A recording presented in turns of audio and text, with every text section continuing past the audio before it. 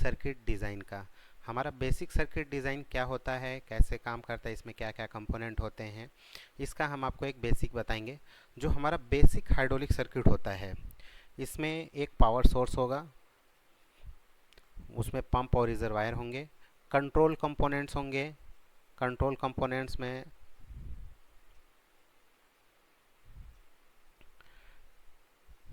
Valves होंगे, actuator होंगे, ठीक है। फ्लूइड को ट्रांसपोर्ट करने के लिए पाइप्स एंड होज होंगे, ठीक है। एक प्रॉपर सर्किट डिज़ाइन क्या काम करेगा, मिनिमाइज करेगा एनर्जी लॉस को और सेफ्टी को इंश्योर करेगा, ठीक है। तो हमें ये बहुत ज़रूरी है कि हमारा जो सर्किट डिज़ाइन है वो एकदम प्रॉपर हो और हमें सर्किट डिज़ाइन के बारे में एक एक कंपोनेंट के बारे में पता होना चाहिए, उसका सिंबल क्या होता है, उसको हम कैसे डिनोट करते हैं, ठीक है। हमने वर्किंग तो आपको बता दिया था, पंप का क्या वर्किंग है, इस सब का क्या वर्किंग है हम आपको समझा दिए थे। बट आपको एक बार एक सर्किट के बारे में हम बताते हैं, कैसे ये इसका सिंबल कैसे हम एज्यूम करेंगे, कौन सा सर्किट रीड कैसे करेंगे।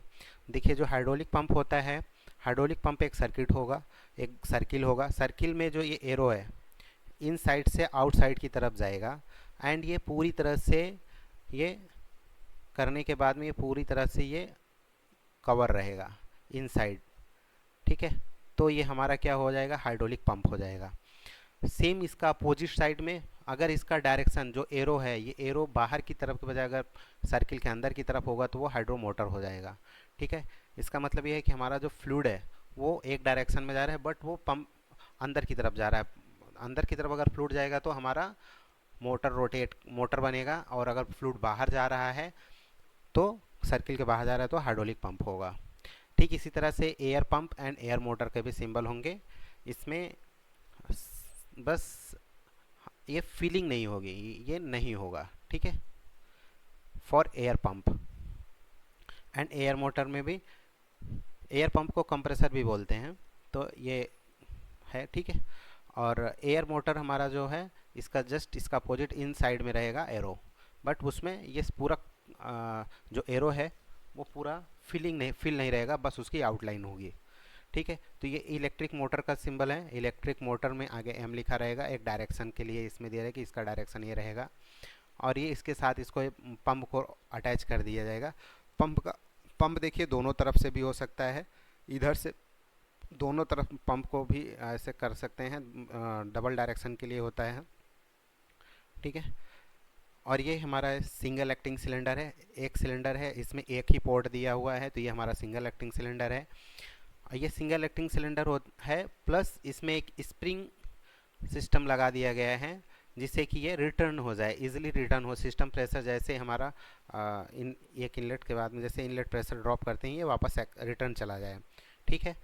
और ये सिंगल एक्टिंग सिलेंडर है, बट ये स्प्रिंग इसमें पिस्टन एंड पे लगा रहेगा, तो ये हमारा एक सिंबल इसका रहेगा। डबल एक्टिंग सिलेंडर में हमारे दोनों तरफ से प्रेशर रहेंगे। ये सिंबल अगर ऐसे करके इधर करके एक डॉट लगा दिया, इसका मतलब हमारा जो सिस्टम प्रेशर लाइन है वो एक दूसरे से यहाँ पे कनेक्टेड हो रही हैं। और ये अगर ऐसे इधर से यहाँ जा कर के अगर ऐसे कर दिया गया तो इसका मतलब ये वाला सिस्टम इस लाइन इस प्रेशर से कनेक्टेड नहीं है, ठीक है।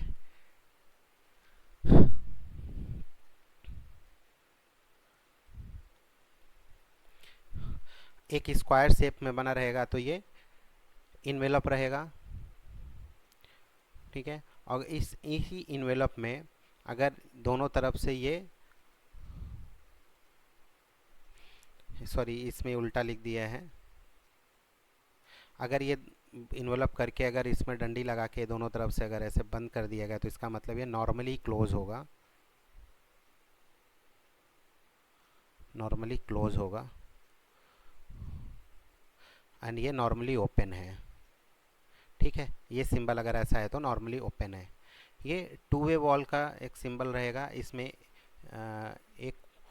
एक तरफ से हमारा फ्लूइड इंटर करेगा, एक तरफ से क्लोज है, टू वे वॉल।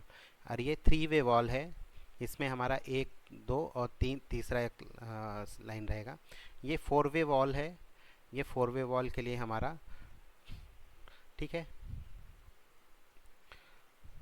वॉल के एक्चुएशन कैसे होते हैं, अगर ये ऐसे शेप ये बनाया जा रहा है तो इसका मतलब ये स्प्रिंग है। अगर इसमें वाल के साथ में साइड में अगर ऐसे दो डंडी लगा दिया जाए तो इसका मतलब मैनुअली एक्चुएटेड है।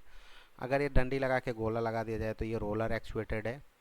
पुश बटन अगर है, पुश बटन एक्चुएटेड है तो इसमें हाफ सर्किल रहेगा। लीवर एक्चुएटेड है तो एक लीवर बना दिया जाएगा, लीवर हमारा रहेगा, लीवर एक सिंबल में रहेगा, ये लीवर एक्चुएटेड रहेगा।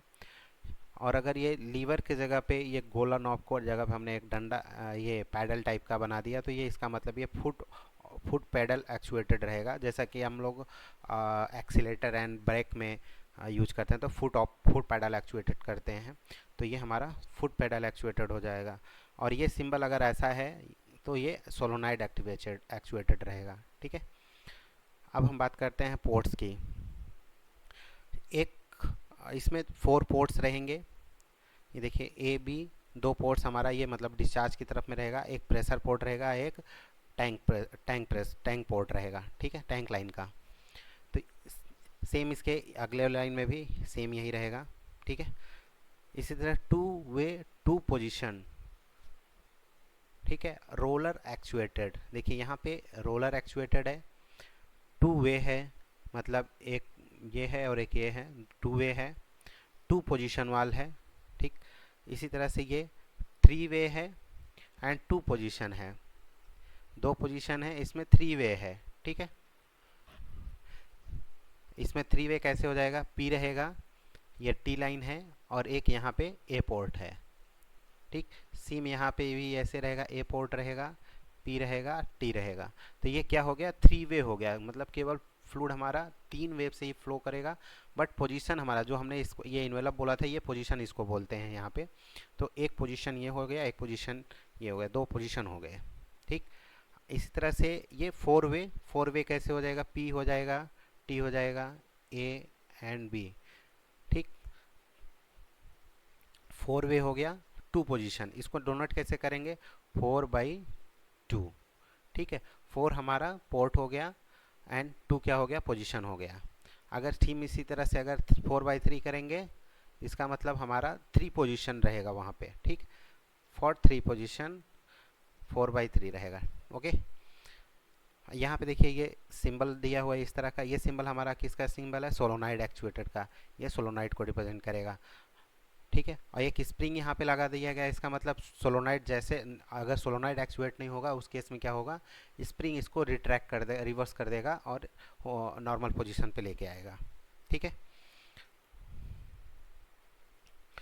ये हमारा हमने आपको जो बताया 4/3, ये 4/3 का है। ठीक है, इसमें ये 4/3 कैसे हो गया, ये P T A and B.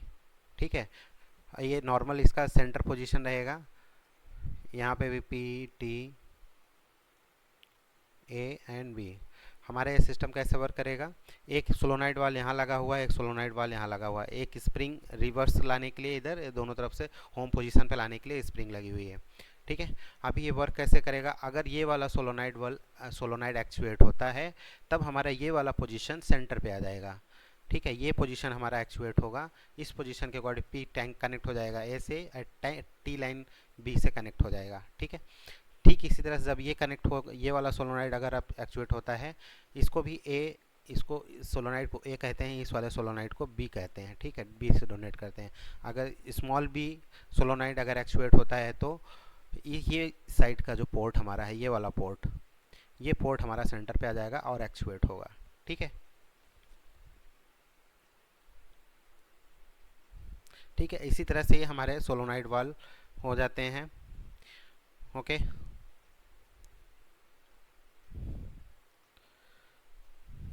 और ये कि पायलट ऑपरेटेड, अगर ऐसे सिंबल में सोलोनाइड के साथ में अगर ये एरो दिखा करके अगर ऐसे सिंबल रहता है तो इसका मतलब है कि ये हमारा जो वाल है वो सोलोनाइड कंट्रोल्ड है, बट ये पायलट ऑपरेटेड वाल रहेगा। ठीक है, हमारा टैंक का, रिसीविंग टैंक का एक सिंबल ऐसा होगा, जेनरिक का ये रहेगा, गैस एक्यूमुलेटर का सिंबल हमारा कुछ इस तरह से दिखेगा। ठीक है, स्प्रिंग एक्चुएटेड, हमारा स्प्रिंग एक्चुएटर का सिंबल कुछ इस तरह से रहेगा।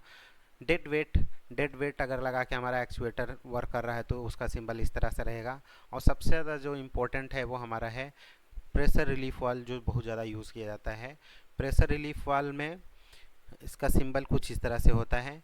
प्रेशर रिलीफ वाल्व में हमारा ये नॉर्मली क्लोज रहता है। ये प्रेशर रिलीफ वाल्व जो होता है नॉर्मली क्लोज रहता है। जैसे ये देखिए एकदम सॉरी, हाँ, pressure relief valve normally close रहता है। देखिए सेंटर पे नहीं है, सेंटर से आउट है। सेंटर से आउट है तो इसका मतलब है कि नॉर्मली क्लोज है।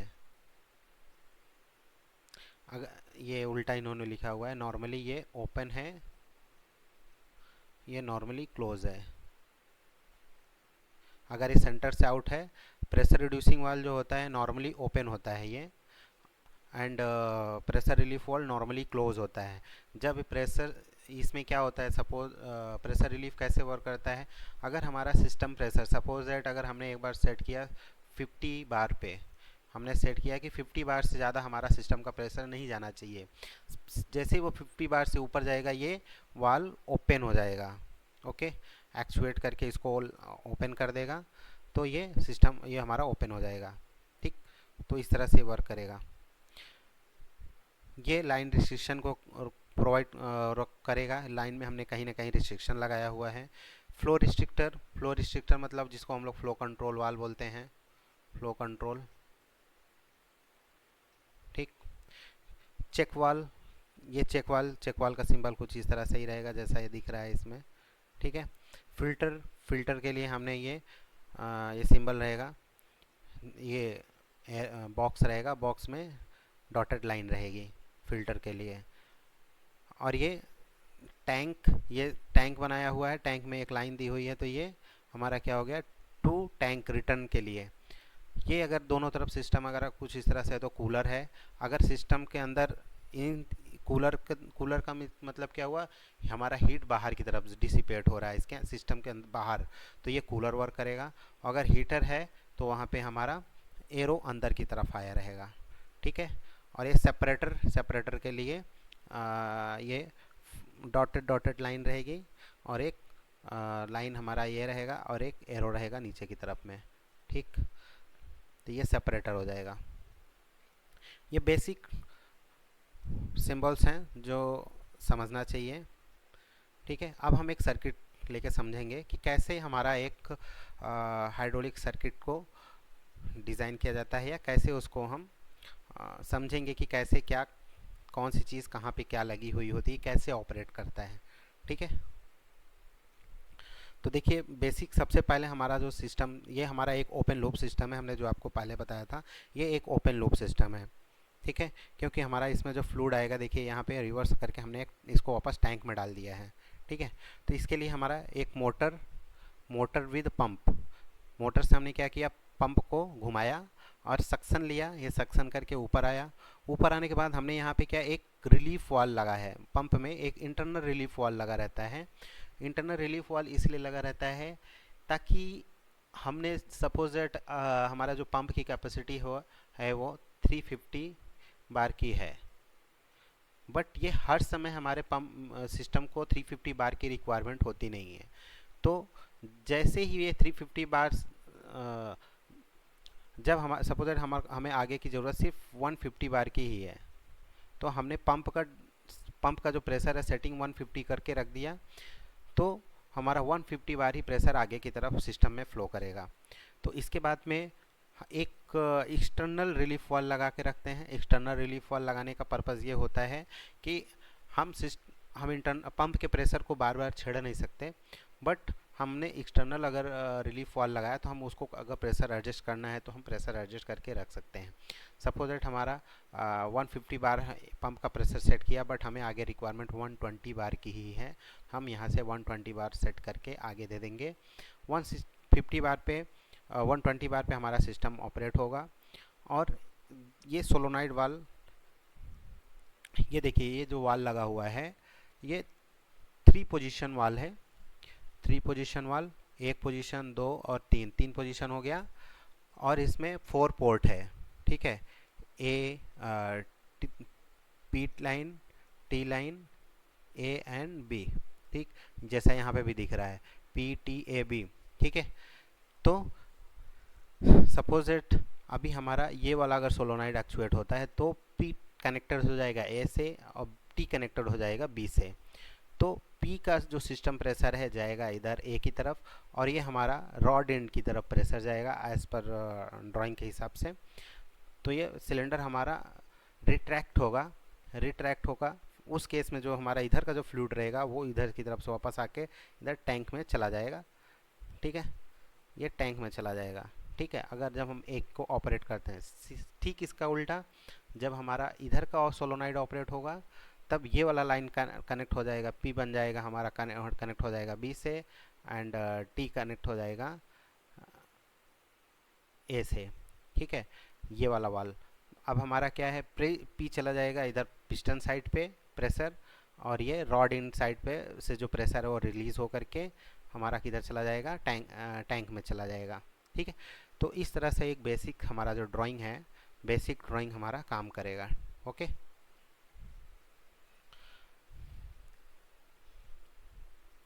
अब हम बात करते हैं पंप के एनर्जी इफ़िशियंसी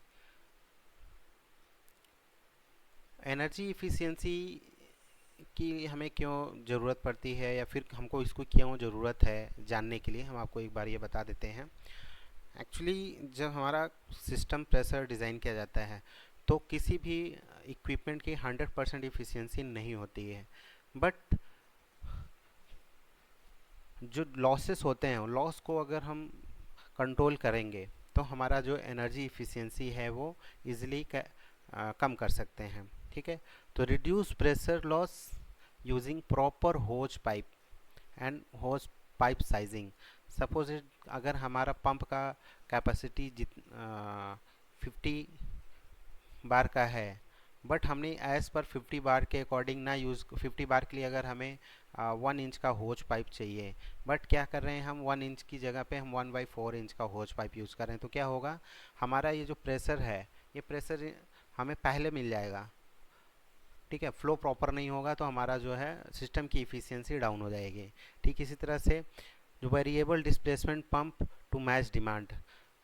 ठीक है, इसके लिए क्या करना चाहिए, एनर्जी की इफ़िशियंसी बढ़ाने के लिए हमें क्या करना चाहिए, वेरिएबल डिस्प्लेसमेंट पंप यूज़ करना चाहिए। कांस्टेंट प्रेशर का पंप नहीं यूज़ करना चाहिए। कांस्टेंट प्रेशर पंप का ज़रूरत कहाँ पे पड़ेगा, जहाँ पे हमारा प्रेशर कांस्टेंट है, जहाँ पे हमें बार बार बदलने की ज़रूरत नहीं है। बट हम रिकमेंड करेंगे कि वेरिएबल डिस्प्लेसमेंट पंप का यूज़ किया जाए, ताकि अगर हमारा सिस्टम का प्रेशर या फिर हम कुछ इम्प्लीमेंटेशन में और इंक्रीज़ करना चाहते हैं, कोई और सिस्टम इंक्रीज़ करते हैं, सपोज दैट अभी हमने एक सिलेंडर ऑपरेट करना था, फिर हमने ऑटोमेशन किया, अभी हमारा दो दो और सिलेंडर आ गए उसी सेम पंप से हम उसको भी ऑपरेट करना चाहते हैं, तब उसको अगर ऑपरेट करना है तो हमारे पास में एक ऐसा पंप होना चाहिए जो दोनों को चला सके। ठीक है, तो इसलिए वेरिएबल डिस्प्लेसमेंट पंप होना चाहिए। और हमारे जो सिस्टम है उसमें एसेसरीज़ में जैसे ये एक्यूमुलेटर है, एक्यूमुलेटर, रीजनरेटिव सर्किट्स, ये सारे लगे होने चाहिए। जो भी एनर्जी रिकवरी मेथड्स हैं सारे एनर्जी रिकवरी मेथड्स को इम्प्लीमेंट किया जाना चाहिए। ठीक है, रेगुलर मेंटेनेंस होना चाहिए एनर्जी लॉस को कंट्रोल करने के लिए। और लीकेज एंड कहीं ब्लॉकेज है तो लीकेज एंड ब्लॉकेज ये बहुत बड़ा ड्रॉबैक्स है हाइड्रोलिक सिस्टम पर, तो ये प्रॉपरली इसको मेंटेन करना चाहिए हमको। ठीक है,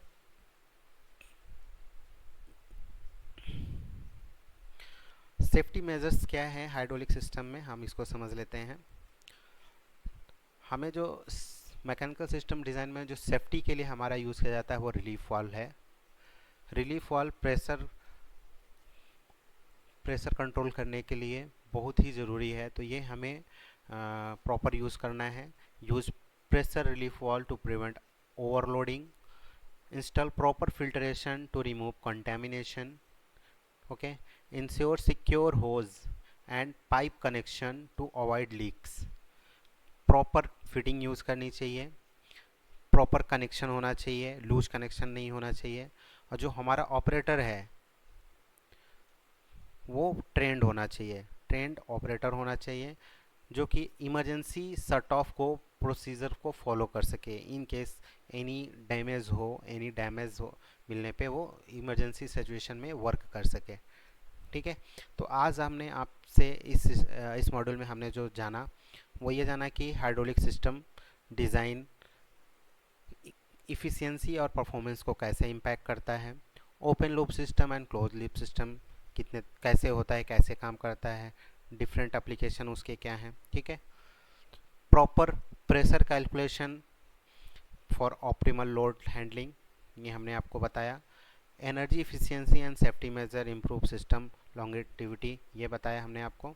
ठीक है, तो आप अभी हमें ये 4 प्रश्नों के उत्तर आप बताएंगे कमेंट बॉक्स में।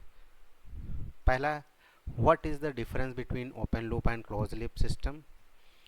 Second, why are load calculation important in hydraulic system design, and third one, name 2 ways to improve energy efficiency in hydraulic system, and fourth one, what safety measures should be considered in hydraulic system design. Thank you very much